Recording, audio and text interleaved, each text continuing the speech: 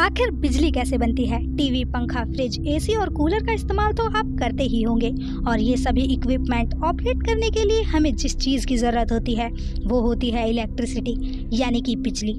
लेकिन आपने कभी सोचा है कि जिस इलेक्ट्रिसिटी ने आपकी लाइफ को इतना आसान बना दिया है, उसे बनाने में हर रोज लाखों मजदूरों की जान दांव पर लगी होती है। और अब सवाल ये है कि आखिर बिजली बनाई कैसे जाती है? बिजली बनाने के लिए किस चीज का इस्तेमाल होता है और क्यों बिजली बनाते समय इन मजदूर भाइयों को अपनी जान हथेली पर रखकर काम करना पड़ता है? तो दोस्तों, आज की इस वीडियो को पूरा जरूर देखिएगा ताकि आपको भी पता चले कि आपकी जिंदगी आसान बनाने वाली बिजली को बनाना आखिर कितना मुश्किल भरा काम है। इस जानकारी भरे सफर को स्टार्ट करने से पहले वीडियो को एक छोटा सा लाइक करके चैनल को सब्सक्राइब कर लीजिए। चलिए शुरू करते हैं। दोस्तों, सबसे पहले ये जानना ज़रूरी है कि बिजली बनाने के एक नहीं बल्कि कई तरीके होते हैं। बिजली को पानी की मदद से, कोयले की मदद से, पवन चक्की की मदद से और जनरेटर की मदद से बनाया जा सकता है।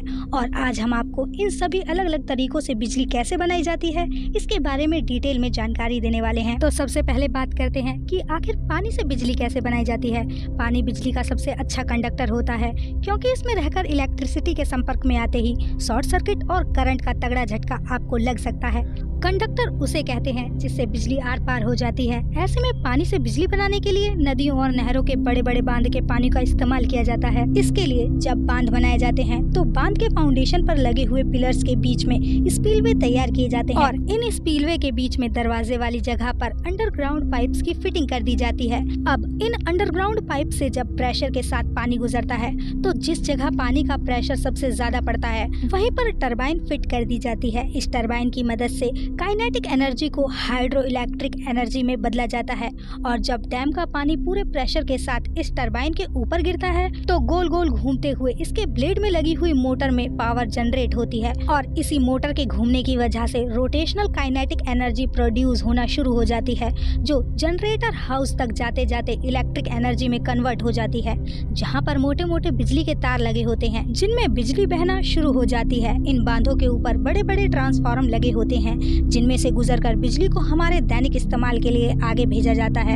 और इस तरह पानी से बिजली बनाने का प्रोसेस पूरा होता है। चलिए अब बात करते हैं विंड मिल यानी कि पवन चक्की से बिजली कैसे बनाई जाती है। तो दोस्तों, आप लोगों ने किसी गांव देहात या फिर किसी सुनसान इलाके से गुजरते हुए मैदानों में लगी हुई बड़ी बड़ी पवन चक्कियों को तो देखा होगा जिनमें 3 पंखे लगे होते हैं जो घूमते हैं। इन्हें देखकर यकीन करना मुश्किल है कि इन पंखों से बिजली बनाई जा सकती है, लेकिन गाँव देहातों और अर्बन एरियाज में बिजली पैदा करने का मेन सोर्स ये विंडमिल ही होते हैं। गांव देहात में बनाई गई ये विंडमिल्स 20 मंजिला इमारत यानी 216 फीट के करीब लंबी होती हैं। वहीं उनके पंखों की लंबाई लगभग 116 फीट तक रखी जाती है। तो आप खुद सोच कर देखिए कि 216 फीट ऊपर डंडे पर अगर 116 फीट के पंख हाई स्पीड में घुमाए जाएं, तो एनर्जी के प्रेशर की वजह से कितना बड़ा धमाका हो सकता है और कितनी तबाही मच सकती है। यही वजह है कि मैकेनिक बैलेंस के जरिए ये विंडमिल्स के पंख हमेशा स्लो स्पीड में घूमते हुए ही दिखाई देते हैं।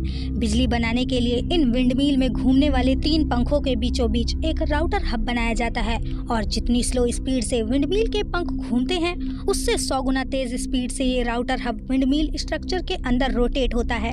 इस राउटर हब के पीछे के हिस्से पर लोहे का एक बड़ा डंडा यानी ड्राइव्ड शाफ्ट लगी होती है जो राउटर के साथ उतनी ही एनर्जी और स्पीड से घूमती है और शाफ्ट के पीछे गियर बॉक्स में टरबाइन को फिट किया जाता है। इस टरबाइन के पीछे एक जनरेटर लगा होता है, तो जैसे जैसे विंडमिल घूमती है वैसे वैसे ड्राइव शाफ्ट घूमता है जिसकी वजह से हमको एनर्जी मिलती है और टरबाइन को घूमने में मदद मिलती है। लेकिन कभी कभी आंधी तूफान के मौसम में ये विंडमिल के पंख जरूरत से ज्यादा स्पीड से घूमते हैं जिसकी वजह से उसके अंदर लगे हुए ड्राइव शाफ्ट, रोटर हब और टरबाइन की स्पीड भी इनबैलेंस हो जाती है और इसी इनबैलेंस को कंट्रोल करने के लिए विंडमिल के अंदर एक गियर बॉक्स फिट किया जाता है ताकि विंडमिल के पंखों की गति को कंट्रोल किया जा सके।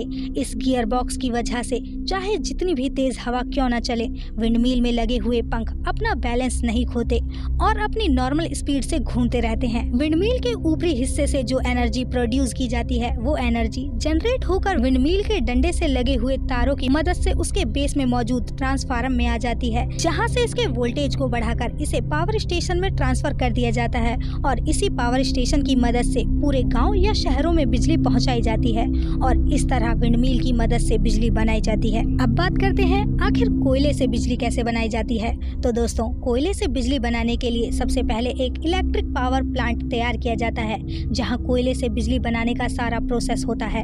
कोयले से बिजली बनाने के लिए सबसे पहले खदानों में से मिलियन टन कच्चा कोयला लाया जाता है और बिजली बनाने की प्रक्रिया में सबसे पहला स्टेप इसी मिलियन टन कोयले को स्टोर करना होता है। तो कोयले को स्टोर करने के लिए सबसे पहले कोयले के बड़े बड़े टुकड़ों को क्रश मशीन की मदद से पाउडर में तब्दील कर दिया जाता है ताकि स्टोरेज आसानी से हो सके।